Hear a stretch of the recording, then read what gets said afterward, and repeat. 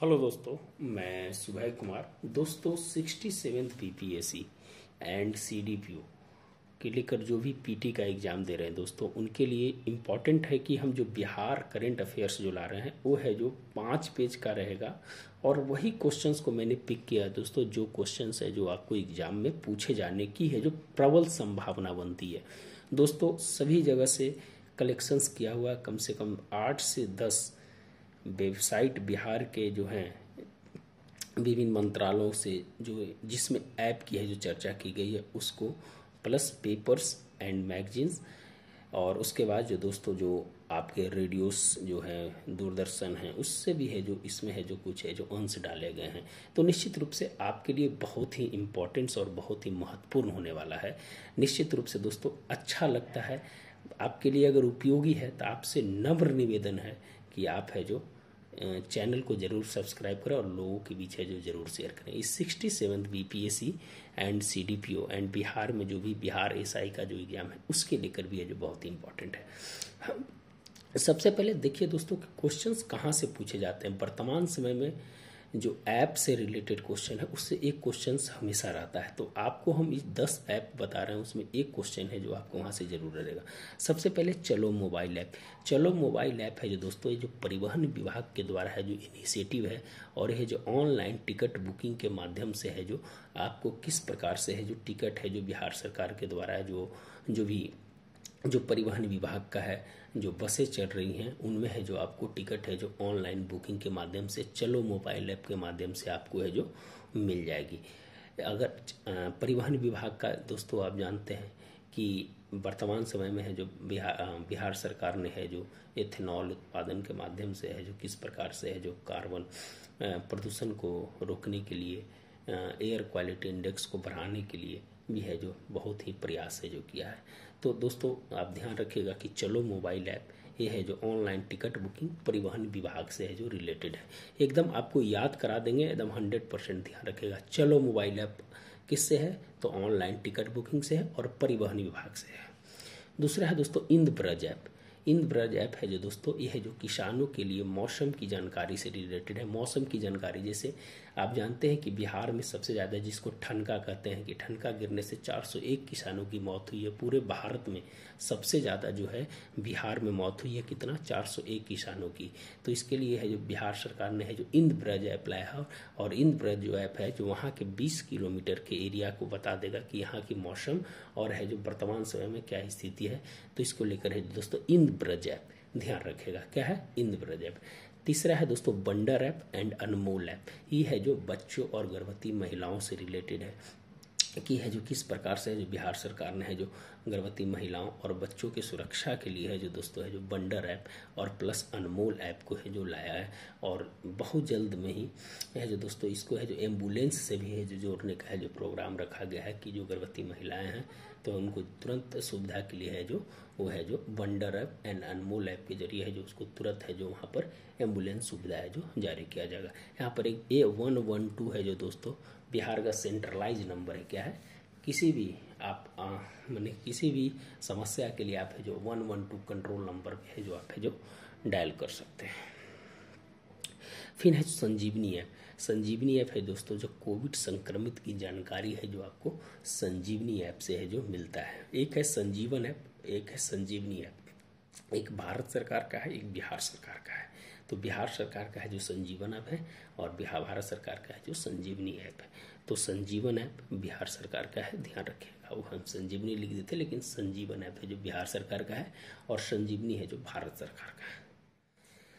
आंगन ऐप आगे क्या है दोस्तों, आंगन ऐप। आंगन ऐप है जो दोस्तों आंगनबाड़ी महिलाओं से रिलेटेड है।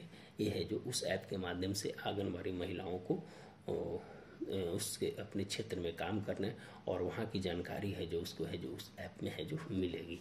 समाधान ऐप। समाधान ऐप चुनाव संबंधित जो राज्य सरकार की जो बिहार में है जो पंचायत चुनाव हुए हैं दोस्तों, उसमें है जो समाधान ऐप के माध्यम से जो भी मतदाता से रिलेटेड है या जो चुनाव लड़ रहे हैं उनके माध्यम से इस ऐप के माध्यम से उनको है जो समाधान किया जाएगा। चुनाव आप जानते हैं दोस्तों कि 24 अगस्त को है जो इस बार है जो बिहार राज्य निर्वाचन आयोग के द्वारा है जो पंचायत चुनाव का है जो अधिसूचना जारी की गई और है जो 11 चरणों में है जो चुनाव हुआ और है जो दोस्तों बहुत सारे है जो 5 साल के बाद जो है जो मुखिया का जो चुनाव हुआ, जिला परिषद का हुआ, तो इसमें है जो ईवीएम का प्रयोग भी किया गया है। तो उसमें M2 ईवीएम का है जो प्रयोग किया गया है। कौन दोस्तों? M2 EVM. और बहुत सारी चीज़ है जो हम आपको बताएंगे। निश्चित अच्छा लगता है तो दोस्तों लाइक एंड सब्सक्राइब जरूर करें। चक रैप दोस्तों क्या है कि अपराधियों की जन्म कुंडली है जो सरकार पुलिस है जो खंगालेगी और उसमें है जो उसको है जो फीड करेगी, तो है जो चक रैप के माध्यम से है जो ये किया जा रहा है। फिर है दोस्तों हीट कोविड ऐप है कि कोविड समाधान हेतु जो आइसोलेशन व्यवस्था है जो इसके मामले में है जो हीट कोविड ऐप है जो बिहार सरकार के द्वारा है जो जारी किया है कि आइसोलेशन में रहने के लिए है जो किस प्रकार की जानकारियां और उसके नज़दीक के स्वास्थ्य केंद्रों के बारे में है जो बताया जाएगा। बिहान ऐप कृषि बीज संबंधित है जो बिहान ऐप है जो कृषि बीज के संबंधित है। यूनियन बिहार ऐप है जो बिहार ऐप है जो ऑनलाइन पढ़ाई के लिए है जो ये बांका से है जो सबसे पहले चालू किया गया था। कहाँ से दोस्तों? बांका से। विद्या वाहिनी ऐप 1 से 12 तक के बच्चों की पढ़ाई के लिए है जो ऑनलाइन और उसके कंटेंट के लिए जो विद्या वाहिनी ऐप है जो बिहार सरकार के द्वारा जो जारी किया गया है।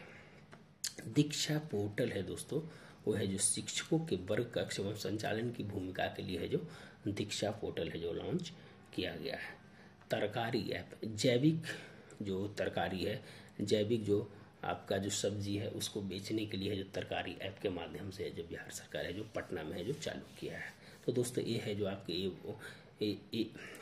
1 2 3 4 5 6 7 8 9 10 11 12 13 आपके दोस्तों 2 क्वेश्चन है जो कम से कम यहाँ से पूछे जाएंगे और वही हम बता रहे हैं जो आपको एग्जाम में है जो डायरेक्ट आएगा।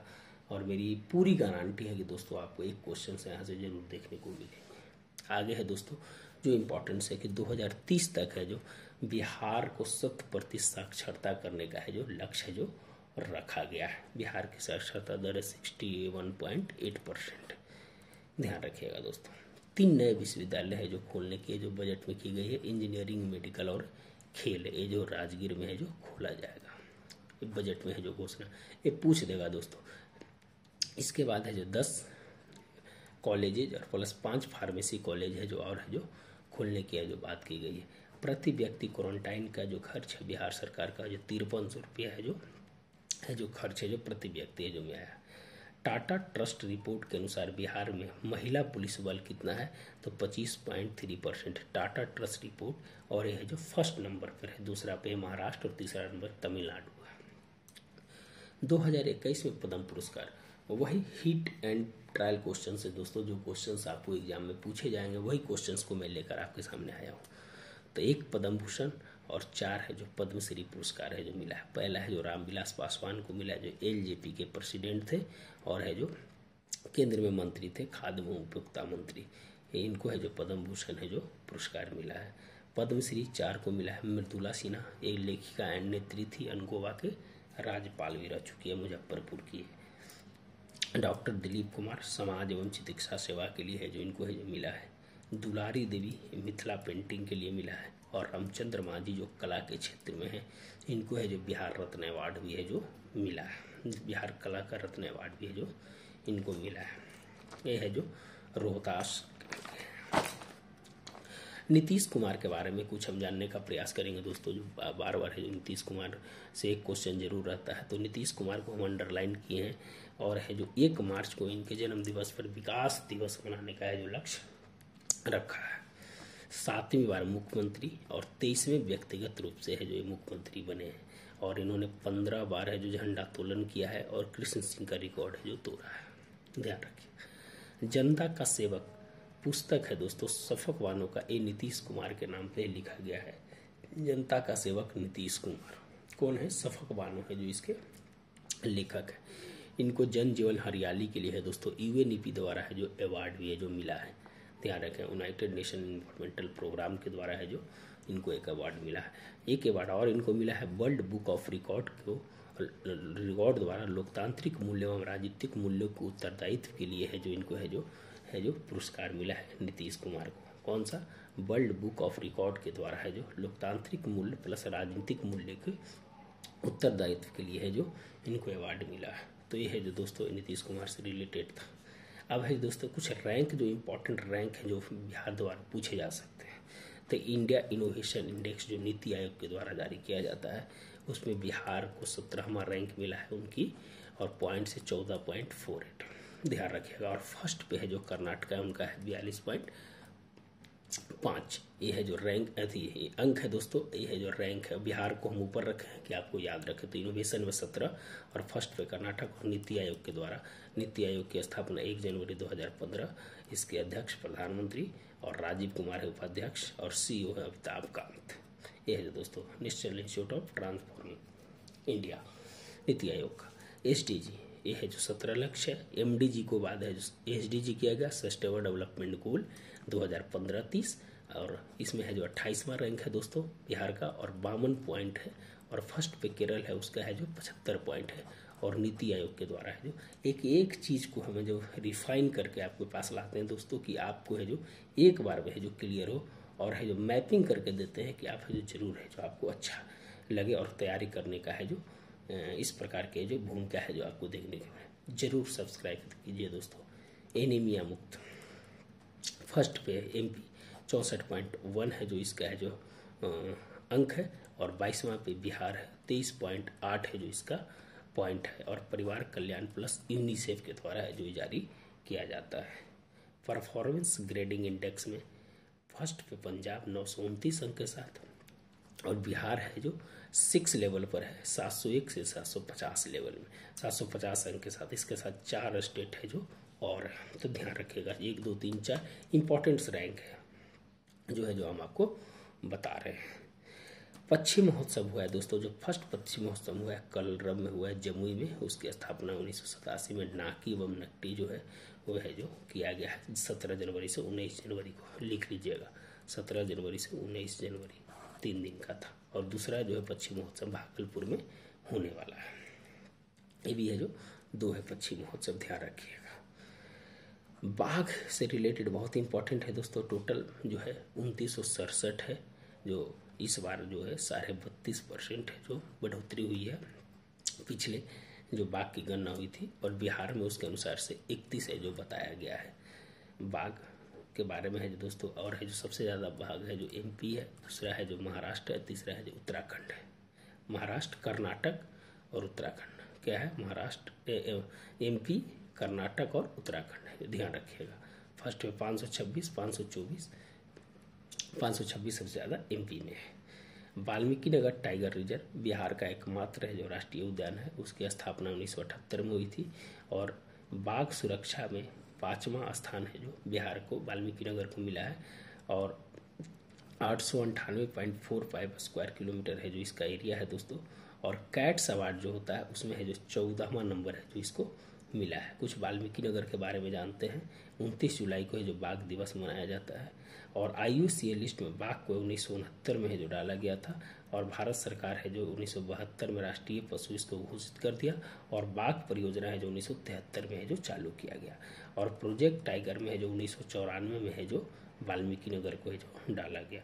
मोहम्मद आरिफ को है जो बाघ रक्षक अवार्ड के रूप में है जो दोस्तों है जो मिला है। तो ये इम्पोर्टेंट्स था। सुखेत मॉडल दोस्तों मधुबनी से है। ये है जो ठोस अपशिष्ट कचरा को है जो वहाँ लाते हैं, उनके बदले उनको पैसा देते हैं। तो ये मन की बात में भी है जो सुखेत मॉडल की है जो चर्चा की गई है। फिर भस्मक जैव चिकित्सा अपशिष्ट है दोस्तों, ये है जो बक्सर में है जो इसको खोला गया है। फिर है दोस्तों कि 2020 का राष्ट्रीय फ्लोरेंस नाइटिंगेल अवार्ड जो है रंजू कुमारी को मिला है। ये है जो नर्स हैं और इनको है जो फ्लोरेंस नाइटिंगेल अवार्ड मिला है। और फ्लोरेंस नाइटिंगेल को 200वें वर्ष पर है जो इनको मिला है। मैकडोवेल गोलंबर की चर्चा है जो दोस्तों है जो इस बार है जो बहुत है जो पेपर्स में आया था, इसीलिए इसको हम लिखे हैं। और पटना में मैकडोवेल गोलंबर को है जो बनाया गया है। वर्ल्ड रिंगिंग में बिहार का स्थान है जो कि है 4था है। और भागलपुर में है। और सुंदरवन का इलाका है, यहीं पर दोस्तों है जो सबसे ज़्यादा है जो आपके एक पक्षी है वहाँ, सबसे 700 पक्षी है जो वहाँ पाए जाते हैं। गौरैया या क्या है, थोड़ा सा देख लीजिएगा, शायद है जो उसी के बारे में है जो गरुड़ या गोरैया है जो वहाँ पर सबसे ज़्यादा है जो पाए जाते हैं। एकमात्र रामसर साइट है जो दोस्तों कांवर झील है बेगूसराय का, जो 39वां का है, 39वां रामसर साइट है। रामसर साइट ईरान के कैस्पियन सागर के तट पे एक जगह है, वहाँ से रामसन कन्वेंशन हुआ था। विश्व आर्द्र भूमि दिवस 2 फरवरी को मनाया जाता है, 2 फरवरी 1971 को ये हुआ था, और है जो अभी तक है जो 40 हुआ है। और 39वां जो है भारत का है जो कांवर झील है, और 1987 में है जो इसकी स्थापना हुई थी, और इसका एरिया है 67.5 स्क्वायर वर्ग किलोमीटर। ग्रीन बजट कब से चालू किया गया है, तो 2020-21 से। जेंडर बजट कब से चालू किया है, 2008-9 से। और बाल बजट कब से चालू किया है, 2013 से। तो दोस्तों ये है जो इम्पोर्टेंट्स है, और इसी तरह से है जो 4-5 पेज में है जो पूरा बिहार करंट अफेयर्स को हम ख़त्म कर देंगे। तो दोस्तों वीडियो अगर अच्छा लगता है तो निश्चित रूप से लाइक एंड सब्सक्राइब जरूर करें, वही मेरा मानक होता है। तो दोस्तों इसी तरह से है जो आप है जो वीडियो को देखते रहें और लोगों को भी शेयर करते रहें। धन्यवाद दोस्तों, मिलते हैं नए वीडियो के साथ। आप है जो जरूर आपका सहयोग हमें प्राप्त होगा। धन्यवाद दोस्तों।